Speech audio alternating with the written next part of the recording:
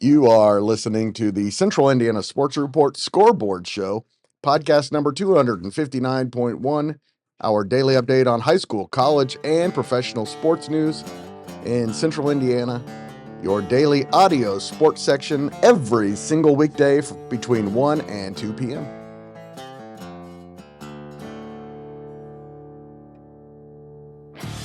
You're listening to the Central Indiana Sports Report with your host, Greg Mengels.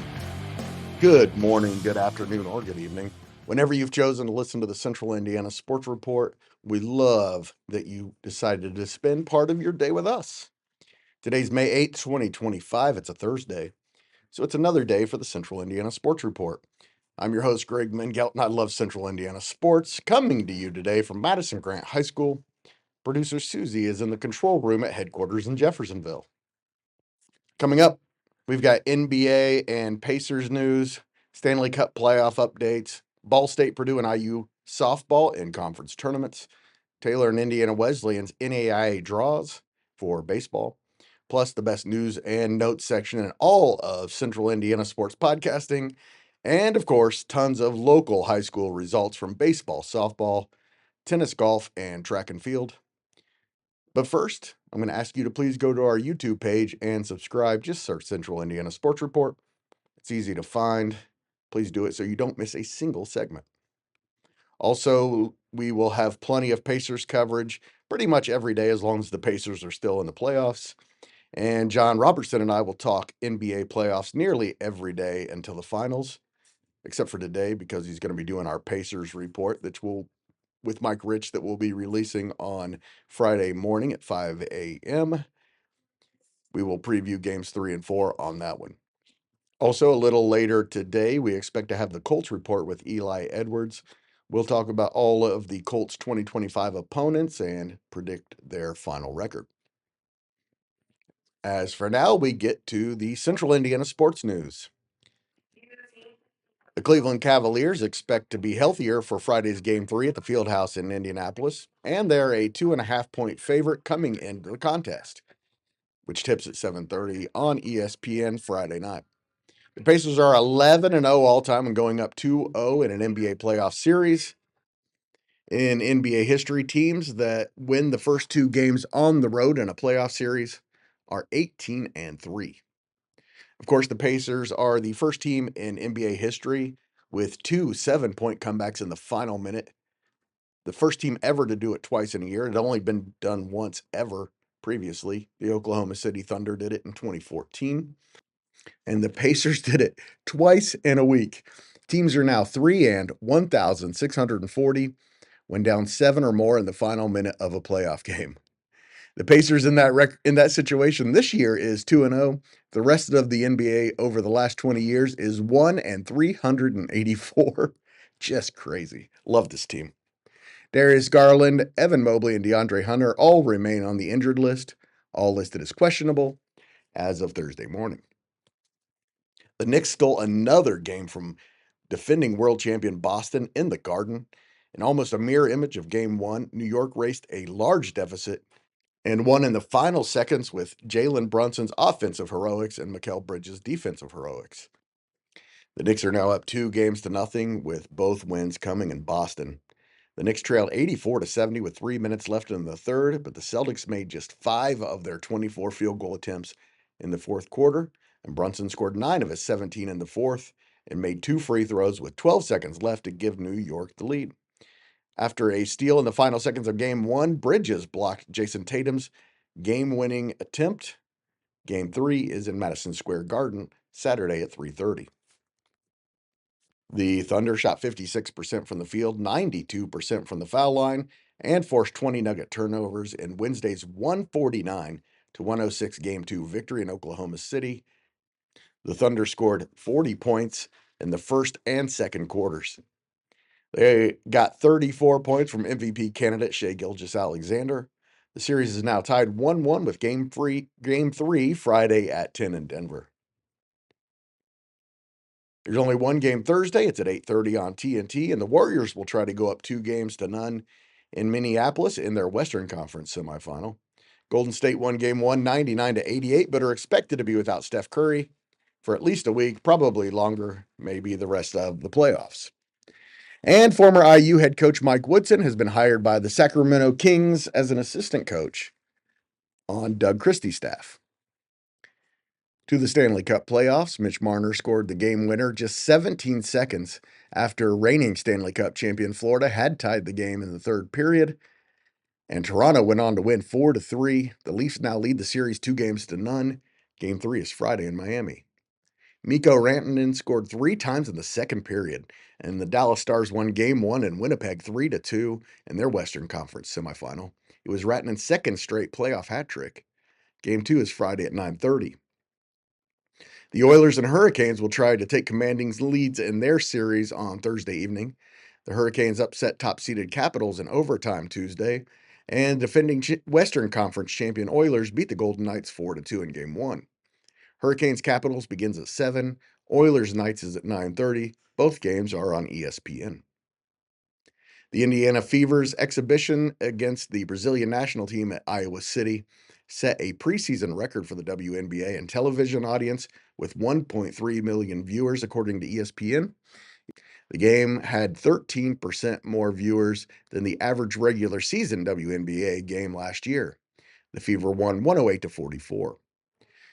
Indiana plays its final preseason game Saturday in Atlanta before the following Saturday's season opener at the Fieldhouse against the Chicago Sky on ABC. That's May 17th. It was good news and bad news for the Redlegs. Good news is they salvaged their series against the Braves with a 4-3 win on Wednesday. The bad news is that Ace Hunter Green exited the game with a groin injury. He'll have an MRI Thursday to detect the severity. The win pulls the Reds within 3 games of the NL Central lead because the Cubs lost to the Giants 3-1. The Reds, Brewers, and Cardinals are all tied for second, 3 games behind the Cubs. Yankee star Giancarlo Stanton took live batting practice Wednesday and could return to the lineup by the end of the month. The Yankees are 21-16 without him and on top of the NL East after Wednesday's 4-3 win over the Padres in 10 innings. Some news and notes. The Frankton Athletic Department sent out a press release Friday morning with news that senior Brady Carmack will continue his football career at Anderson University, joining Frankton teammate Ty Everson. Noblesville guard TJ Davidson tweeted Wednesday that he will play his basketball in college at Taylor. Davidson averaged 7.8 points, 2 rebounds, and 2 assists as a senior last season. IU has inked Crown Point linebacker Trevor Gibbs. Gibbs tweeted on Wednesday morning, Indiana's 8th-ranked linebacker chose the Hoosiers over Purdue, Cincinnati, Boston College, and Iowa. Avon wrestler Nate Rio, a state champion as a junior in February, tweeted that he will wrestle at Purdue. Logan Sports Athletic Department announced on Twitter Wednesday that Chris DeValle will continue his football career at Indiana Wesleyan. The city of Indianapolis has begun negotiations to build a new soccer stadium to allow the Indy 11 to play in the top level of Major League Soccer, according to WTHR 13 News. Indy Mayor Joe Hogsett announced in 2024 that it's his goal to have an MLS team in Indianapolis soon. USA Today's Steve Berkowitz reported that the Big Ten distributed a record $63.2 million to each of its member schools. And the Daily Hoosier reports that IU is expected to raise $75 million from the Big Ten this fiscal year after the new expansion and the TV deals in 2024 and 25. The Big Ten reported almost $1 billion in revenue in 2024.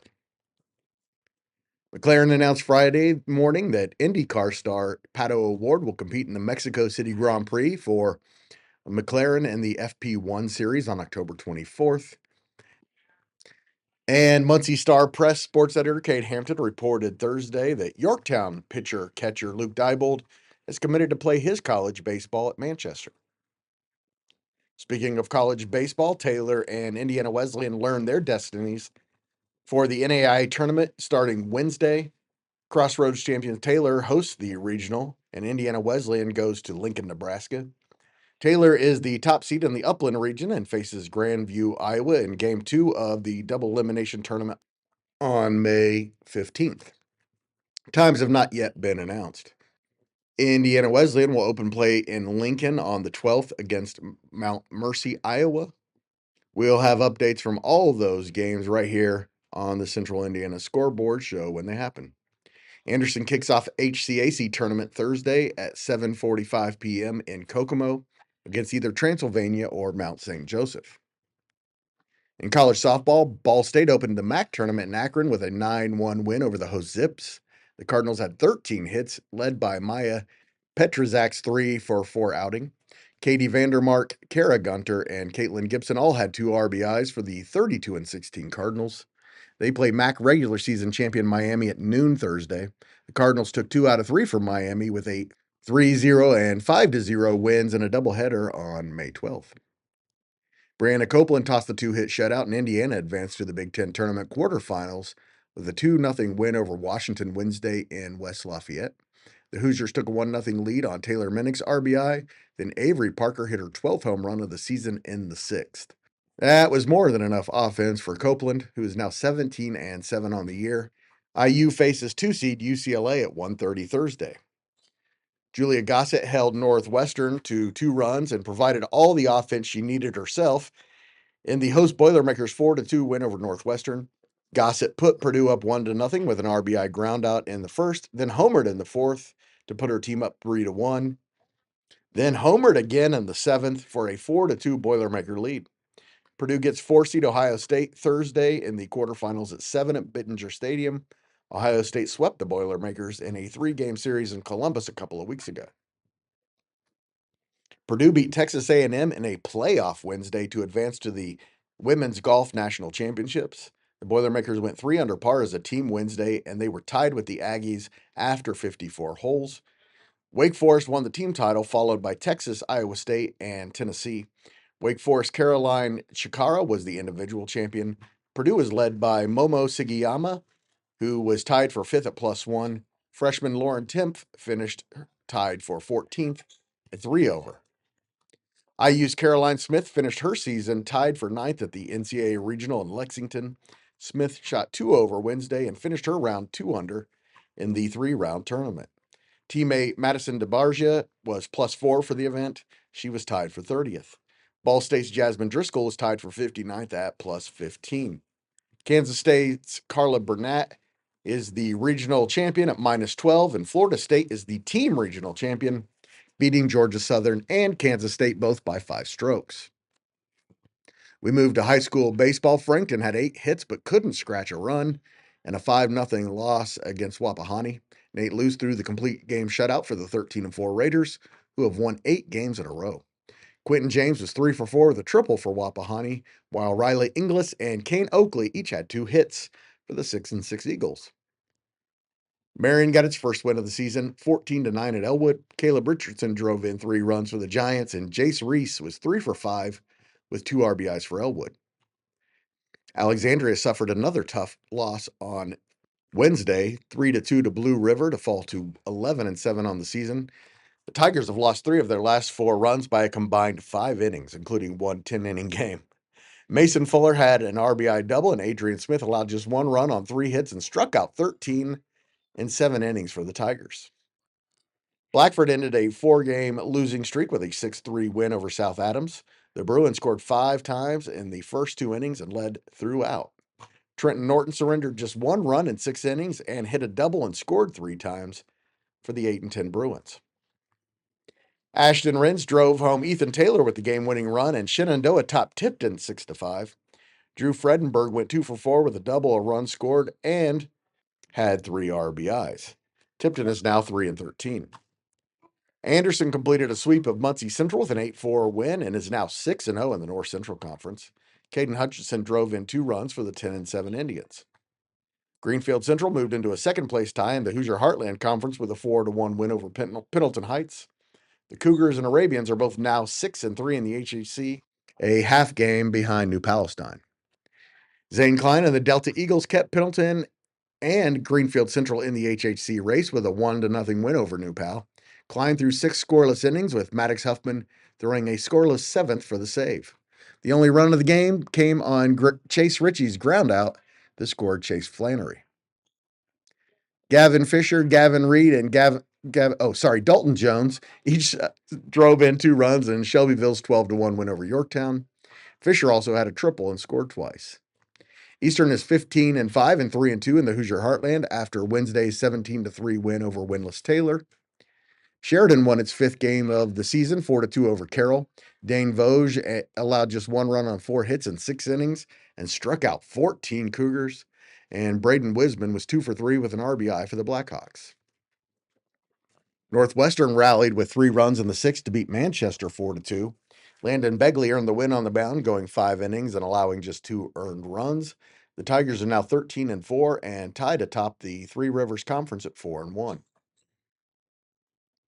Class A number 1 Knightstown round past Daleville 13-3, scoring the game's final 13 runs to improve to 11-2.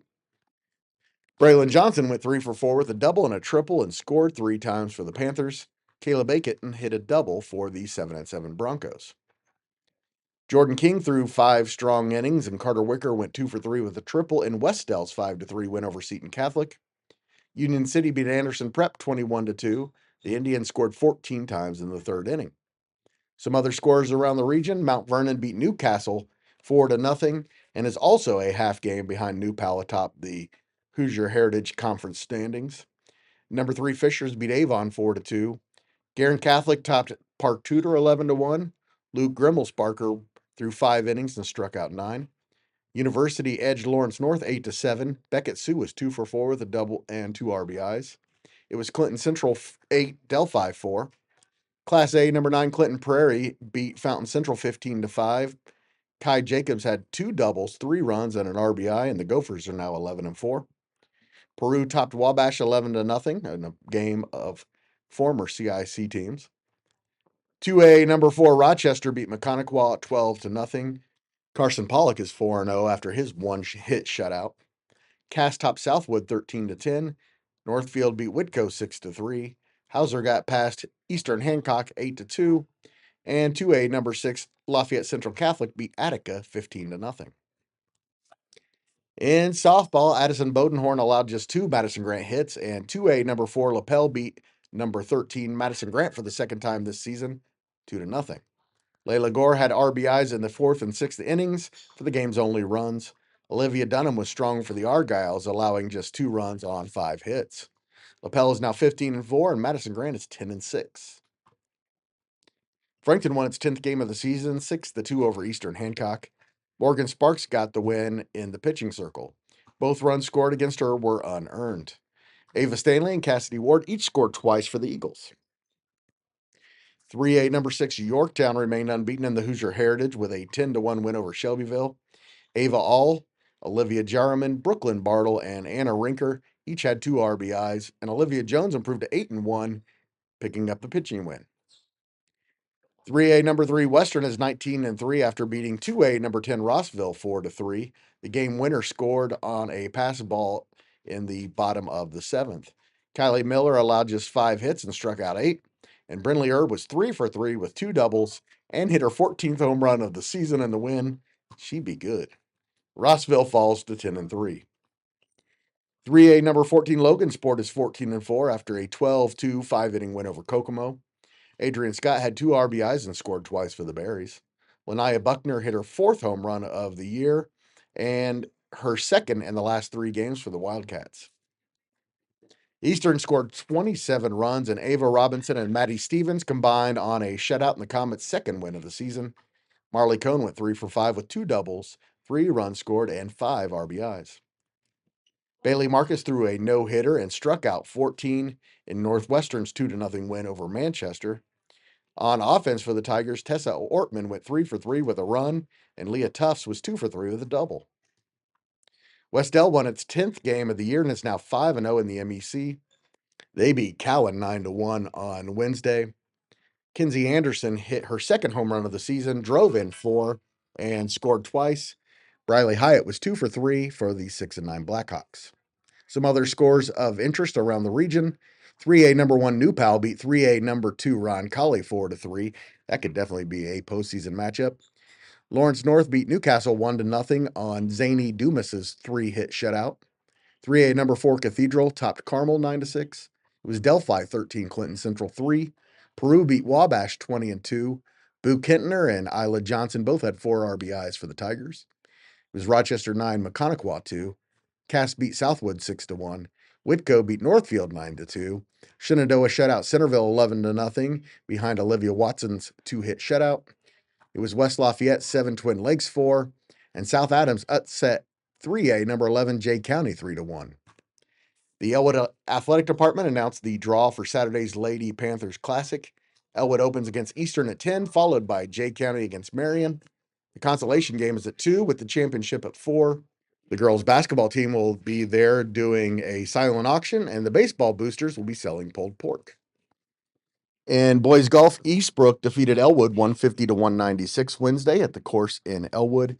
Aaron Folda shot a 35 and Landon Tropf a 36 to lead Eastbrook. Mississinawa edged Eastern and Madison Grant to win a 3-way meet at Chippendale with a team score of 179. Eastern finished with a 182 and the Argyles a 192. Eastern's Gabe Gomez was the medalist with a 40, and Bryce Yegi led Madison Grant with a 42. Western defeated Kokomo 163-182 at Chippendale. Brody Fisher led Western with a 1/37. Delta defeated Muncie Central and Marion in a 3-way matchup. The Eagles shot a 162-233 for the Bearcats and 247 for Marion. Marion was led by a 51 from Keith Shelton. Yorktown and Wapahani both shot 172s Wednesday, but the Tigers took the win with the best 5th score. Ethan Gamble shot a 41 to lead Yorktown to the win. Fishers beat Hamilton Heights 160-179 in a dual meet Thursday at Purgatory. Cam Young shot a plus 238 to earn medalist honors for the Tigers. Northwestern shot a 158 to North Miami's 188 in a dual meet at Peru Municipal. Hudson Whaley led the Tigers with a 2/37. Logan Duncan shot a 39 and Payson Heinz and Brady Grant both shot 41s. Number 2 Homestead defeated 12th ranked Huntington North 140-150. It was Huntington North's first dual loss of the season. The Vikings were led by Griffin Husbands 1 over par. Number 1 Westfield defeated rivals Noblesville and Zionsville in a 3-way meet Wednesday at Prairie View. Jake Cesari shot a 70, and the top 4 Shamrocks shot 72 or better for a team score of 285, 11 strokes better than 3rd-ranked Noblesville, and 14 better than number 11 Zionsville. New Palestine won the Hancock County Championship Wednesday at Hawkstale. Eastern Hancock was 2 shots back, and Mount Vernon a shot behind the Royals. All 4 county teams finished within 11 shots of each other. New Pal's Luke Kofer was the individual county champion with a 9-hole 36. Greenfield's Avery Young was a shot behind. In girls tennis, Frankton swept Taylor with 5 comfortable wins Thursday. Addie Moore and Haley Harrison won 6-0, 6-0 at number 2 doubles. Delta swept Marion Wednesday. The Eagles won 4 matches in straight sets, and Elizabeth Bombadelli defeated Ava Maroney 6-3, 2-6, and 6-3 at number 1 singles. Rochester defeated Northwestern 3-2. The Tigers won both doubles matches. New Pal beat Greenwood 4-1 by sweeping the singles matches, and Maisie Haynes and Riley Watts winning 6-0, 6-1 at number 1 doubles. And Greenfield Central swept Rushville 5-0 with 5 straight set wins. In track and field, New Pal's girls claimed the Hancock County Championship Wednesday at Mount Vernon. Last year, the Dragons lost the title by 2.5 points. This year, they beat the Marauders by 12 to win their first county championship in 3 years. New Pal won 6 of the 15 contested events. Mount Vernon's boys won their 4th straight county title. And now you know everything we know about Central Indiana sports. Thank you so much for listening. Please share the Central Indiana Scoreboard Show with your friends and family. We would very much appreciate it.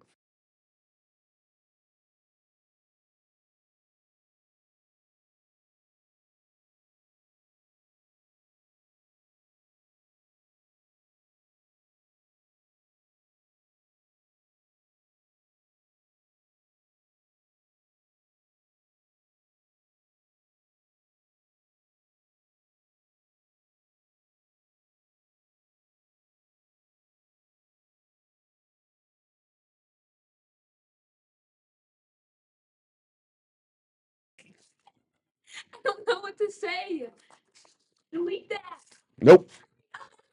No. Yes. Central Indiana Sports Report is a product of ITG Media, and I love Susie.